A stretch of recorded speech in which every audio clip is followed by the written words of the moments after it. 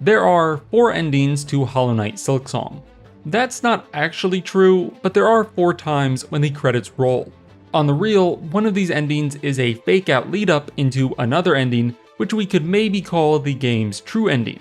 And then there's another ending sequence that doesn't trigger credits on its own, but can coexist with other endings. So it's more like there are 3 full endings and then 2 half endings. But they all have lore and ambiguities that deserve exploration.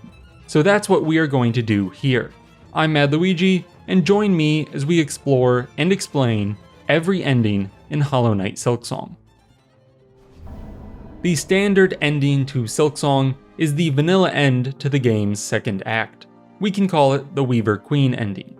You achieve this by playing through the game and defeating the supposed final boss without meeting any special requirements. This is your last spoiler warning because going any further means talking about that final boss, who is Grandmother Silk. You may have picked up on Hornet dropping hints about this boss before you fight, but Grandmother Silk is the top of Farloomian society, a pale, goddess-like being who pulls all the strings throughout the Citadel and Kingdom. And it's grandmother, not grandma, but there are still some familial relationships. We don't know much about Silk's origins, other than that Farloom had civilizations before she showed up, the remnants of which we can see in places like Verdania and the sands of Karik, or Karik. At some point though, she rolled into town, and as a pale being, devotion or destruction were the only options for everyone else. From the first Sinner's fight and cutscene, we learn that Silk, at some point early on, made the Weavers. They weren't natural daughters of her like she told them, but instead they were common spiders that she infused with silk, causing them to grow and develop power and likely a greater sentience. The Weavers came before most other bugs in Farloom. They are worshipped as old beings and referenced as Farloom's first children.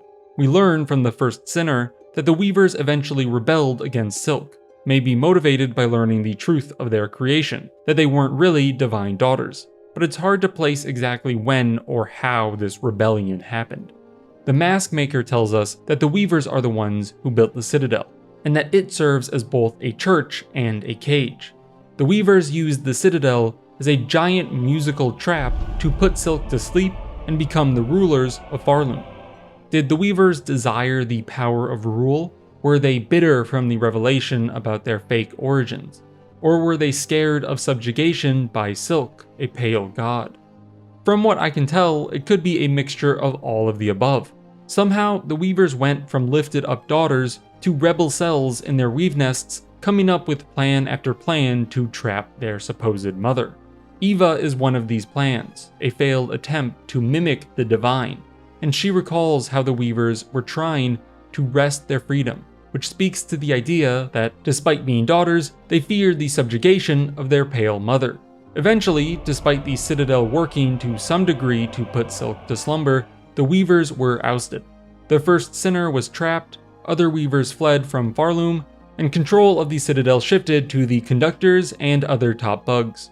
Though it seems that any control of Farloom is pseudo at best, since Balador says that such rule was yoke, not crown. Now, in our Citadel's silence, we share the Weaver's truth. Only one monarch's claws ever clutched this kingdom, though we raised our voices to cry otherwise. Despite being put to sleep, Silk still seems to exert a mighty string of control. And this control intensified with the haunting. While Silk the god was asleep, the material Silk made from her soul was put to use.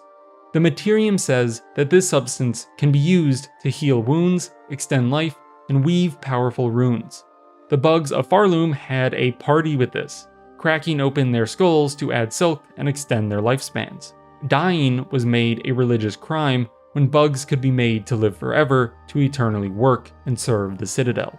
The current Farloom was founded on subjugation of its surrounding cultures and civilizations, and it seems to have always maintained this structure of oppression. The current religious setup benefited those at the top of Citadel life and demanded huge physical and monetary sacrifice from all of those below, like the pilgrims and the workers who had to pay for benches. But as Silk awakened, all of this material silk sown throughout the lands let her take back complete control over the whole society. With all of the land covered in her soul essence, Silk was able, while half woken up, to take control of nearly every bug by calling out to her soul. All the bugs turned no better than puppets on a string. It's hard to tell if it was before or after this haunting, but we also see Farloomian bugs began hunting weavers and their descendants in foreign lands. Many last of lines were killed off, either to quell the weaver power and history, or to make some use of the silk and power imbued within them. This is where we find the start of the game with Hornet. To finally finish this backstory segment, Hornet is a half-weaver, half-worm bug. Her mother was Hera, a weaver, and her father was the Pale King, aka the White Worm. So as part of the Farloom Weaver hunt, a full chamber of soldiers was sent to capture Hornet with a rune cage. They were meant to bring her to Silk, and Hornet believes it is because of the silk within her own shell. So maybe it is a reclamation of silk and power that the Pale Goddess is seeking through this Weaver hunt. Maybe through these sacrifices, Silk is waking herself up. But despite the soldiers capturing Hornet and weakening her with a rune cage, plans go awry when a silken butterfly lands on the cage. It seemingly cancels out the runes, which lets Hornet use her silk powers. She promptly nukes the cage, soldiers, and bridge in a silk bomb. Then we get all of the game and gameplay of Silksong. You play as Hornet and fight your way up to the very top of Farloomian society. And in this first ending, you don't need to do anything special. Just fight your way up and confront the waking monarch. You fight and defeat Silk. You bind her violently and your own power swells. A silk explosion erupts across Farloom, decimating all life. And at the center of it all is a maskless Hornet, the Weaver Queen, who begins to wake up from her own sleepy stasis. As to why this happens, we can't be 100% certain, but we get a clue in some caretaker dialogue that happens on the path to the next ending. In it, Hornet admits that part of her desires the outcome to take Silk's place, that dominance is baked in her blood. With the power surge we see in the final binding of Silk, it seems that simply beating the Grandmother in combat with no backup plan leads to the pale side of Hornet taking over. When confronted with such power, that side of Hornet becomes too strong to fight, and it dominates her and the land. Everything turning to Silk and everyone dying.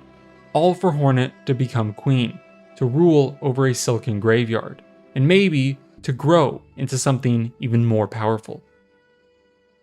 So, Hornet's dialogue helps us understand that first ending, but it only happens so as to prompt another path, a way forward instead of domination. For Hornet, that means choosing her other side, the side that wants the bugs of Farloom to be free from the shackles of a pale ruler, whether that be Silk or Hornet herself. This second ending requires completing all of the wishboard requests. Then you can choose this other path with the help of the caretaker. Begin the final wish quest, Silk and Soul, and you can discover the other ending of Act 2, Snared Silk. This requires you to build a trap to snare Grandmother Silk. You can acquire the trap's components from the caretaker's family. The maiden from the start of the game and the hermit under Belhart both offer items of soul, which seems to be their own soul according to the hermit's item description.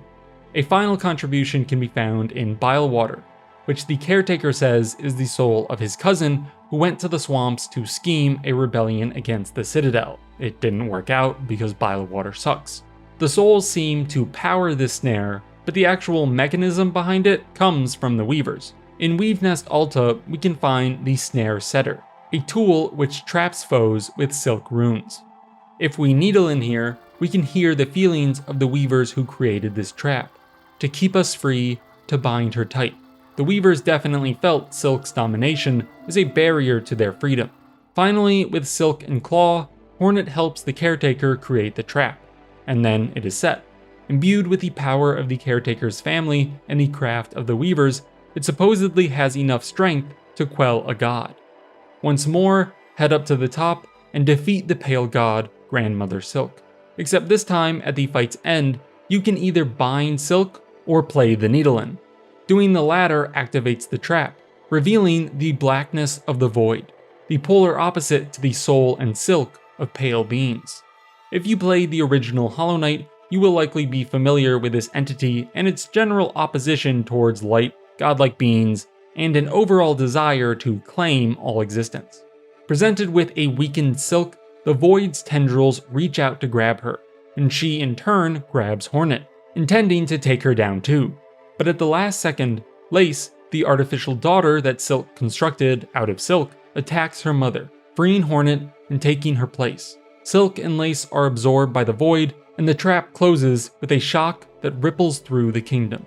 A final cutscene shows the black tendrils of the Void stretching out into Farloom, and then the credits roll. Once again, there is more to learn about this ending on the path towards another, but even though the credits roll here, I'm hesitant to call this a genuine ending, since as we see in the next ending, this one is really just the end of Act 2, and a final step to getting to Act 3. After you complete the Snared Silk ending, you may notice that your game file itself is covered by black void strands. You can break these, and then you can begin Act 3, Abyss. Here, the destruction we saw in the previous ending has happened, and we are left to deal with the consequences. So the previous ending is canon in this set of events, which is why calling it a full-on ending is iffy for me. I get from the game's perspective why it does this, since it offers a nice surprise that the snare wasn't the end and that there's more to the story, but just from a lore or story perspective, this is all one series of events leading up to what I would say is the true ending of the game, Sister of the Void. Act 3 features a newly damaged and destroyed Farloom, which Hornet navigates as the Void has infected many of the kingdom's bugs. Songclave and Bellheart have become even more precious refuges, and Hornet, directed by the ever-inspiring Sherma, descends the lands to find the caretaker and his family holed up in the ruined chapel. We see that the family is a group of snail shamans, and when Hornet confronts them for unleashing the Void, they're basically like, bro, you knew we were part of a nihilistic Void death cult, why are you acting surprised? They then deduce that the Void has taken over the threads that intertwine the kingdom, which were previously controlled by Silk. And moreover, destructive quakes that threaten to tear Farloom apart are coming from the Pale Monarch resisting the Void. As Lace was swallowed up too, Silk is trying to keep her daughter safe from the Void, stringing together a cocoon of protective silk that the Void is then slamming against, causing the quakes. Hornet doesn't want to destroy the kingdom that she was just trying to save, so she descends into the Abyss to assess the situation.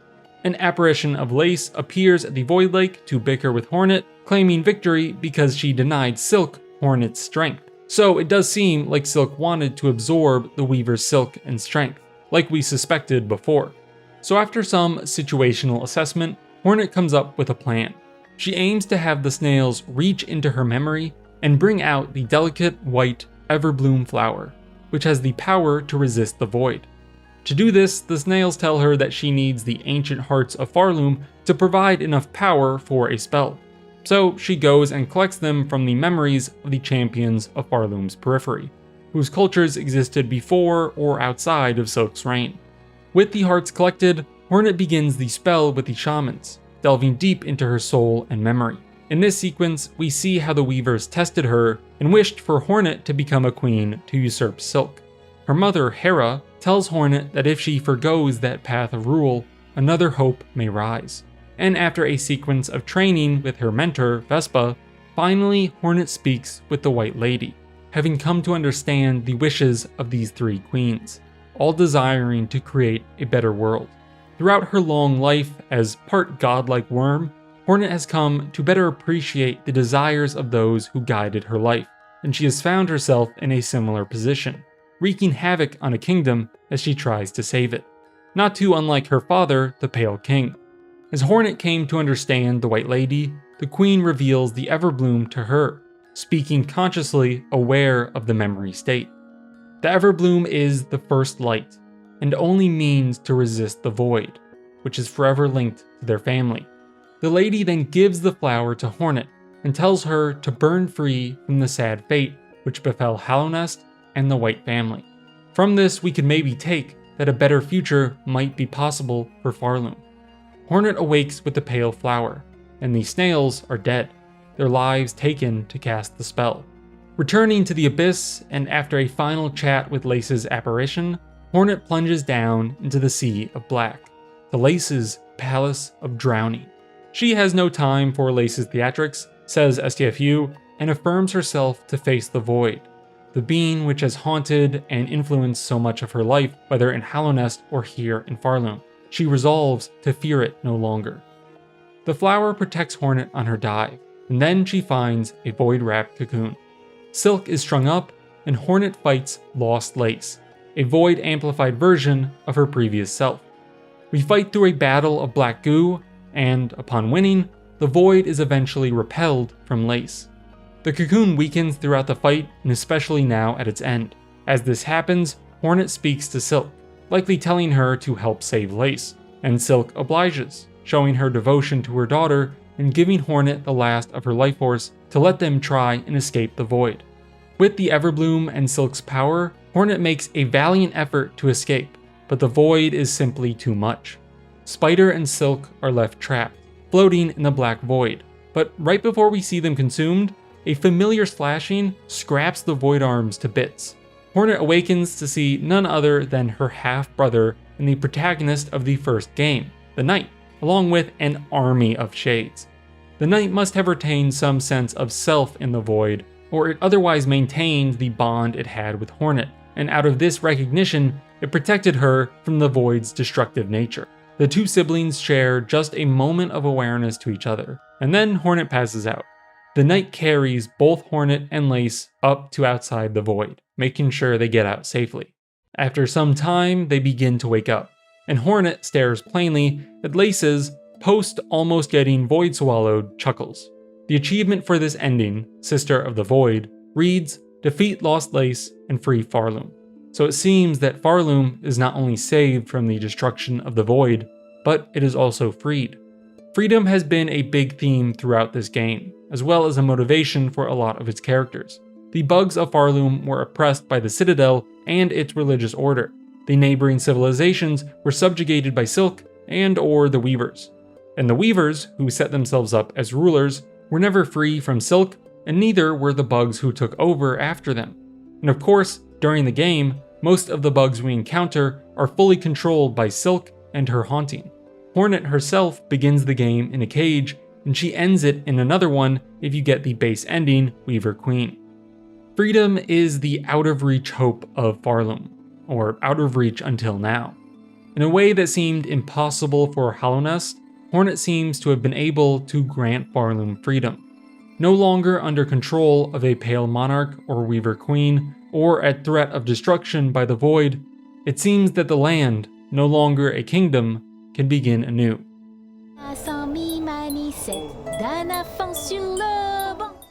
While there is one more explicitly named ending, I think the Sister of the Void is clearly the most canonical, the true ending if there is to be one.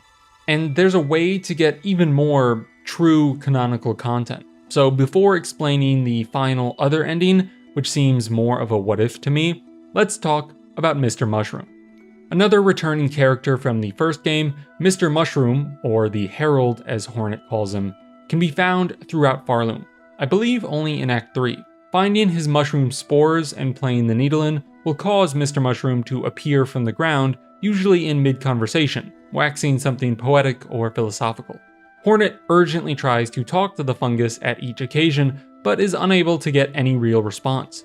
She especially wants to converse with him because, in her own words, if he is here, now, then great change or a savage end is inevitable. He would care to see nothing else. This is corroborated by the menu entry around his quest and his title as Herald. As a mushroom at the base of many a food web in real life, Mr. Mushroom thematically sits as a witness to the end. He seems to only show up during the dying days of a kingdom, or maybe also when a great change is happening, like Hornet says. Either way, his presence signals the end of something and the start of something new. That change is what he heralds. So if you find his every location, Hornet will at last get to actually speak to the shroom at the very top of Farloom, after a rigorous parkour platforming test. Hornet, maybe looking for a confidence boost, asks for Mr. Mushroom's perspective as one who has seen so much. She wonders if her efforts to save the kingdom are in vain. Mushroom replies that he only has a mind for the present, not for outcomes, and that he hoped that Hornet, being a worm, would understand this.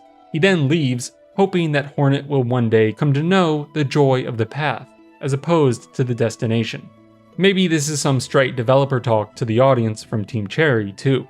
Maybe because he has seen so much, he doesn't hazard to guess at the future, and knowing Hornet has seen much as well, Mr. Mushroom hopes she might share the same idea.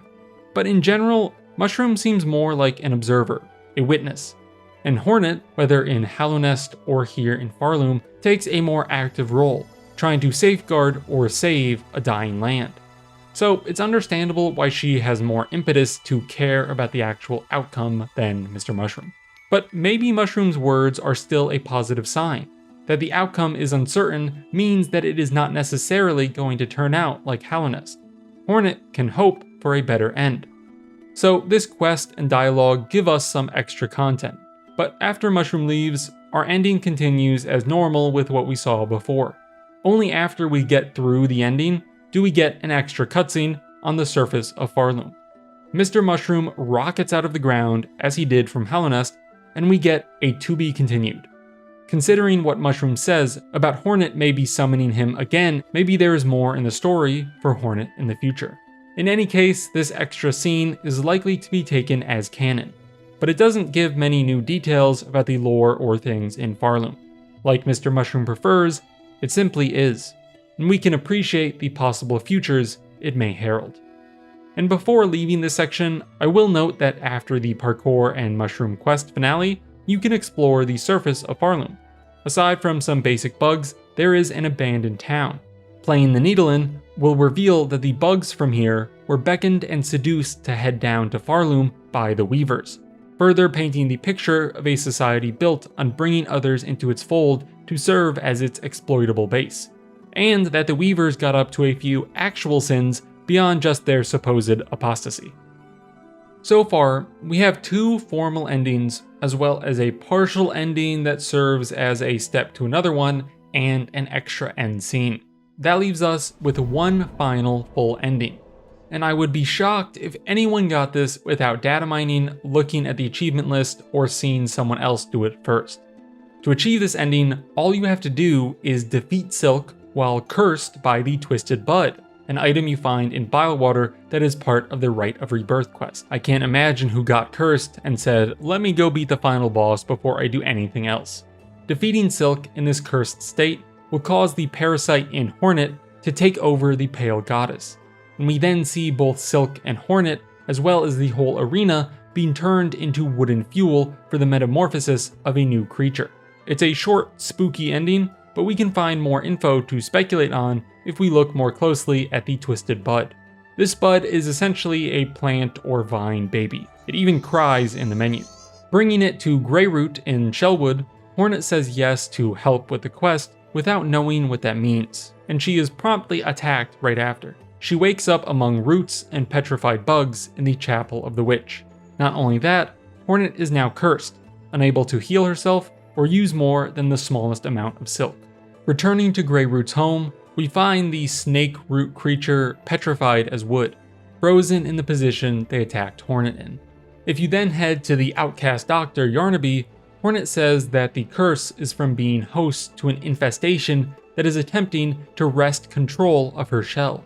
So Greyroot seems to have implanted the bud into Hornet's shell so that it could leech her strength, using her and her body as a means to grow itself. Beyond this basically being an abortion allegory, with the unexpected infestation and going to Yarnaby, the Farloomian equivalent of a back alley doctor, to remove it through sketchy, invasive means, this context to the Twisted Bud should let us explain our new ending. Whereas the bud might have only used Hornet as its host body to grow off of, when given the chance to secure a stronger being, a pure pale monarch, it is quick to grab Silk in this ending and use both as a power source, turning them and maybe everything else in Farloom to wood as it metamorphosizes into something new. Maybe we can draw some parallels between Greyroot and the White Lady, as they both seem to be root creatures. It doesn't seem like the White Lady needs to infect a host and die to initiate a rebirth, but that could be due to her paleness, or her and Greyroot just being similar but not wholly the same. They could be distant cousins maybe. Regardless, the parasitical nature of Greyroot and the bud are on full display in this ending, as the fledgling vine will grab onto every power it can, turning them into wood so it can grow. If any of Farloom is still around, it may be subject to a new tyrant. Who's to say what will be born when a bud takes a half-worm and a fully pale goddess as its food? Considering all the wood, maybe it turns into the god of Shinobi. While there are still plenty of Farloom stones unturned, that explains all of the endings to Silksong. I hope you enjoyed the video. Thank you for watching all the way through, making it to the end, and thank you to my patrons who support the channel. If you want to see more content like this, stick around. With that,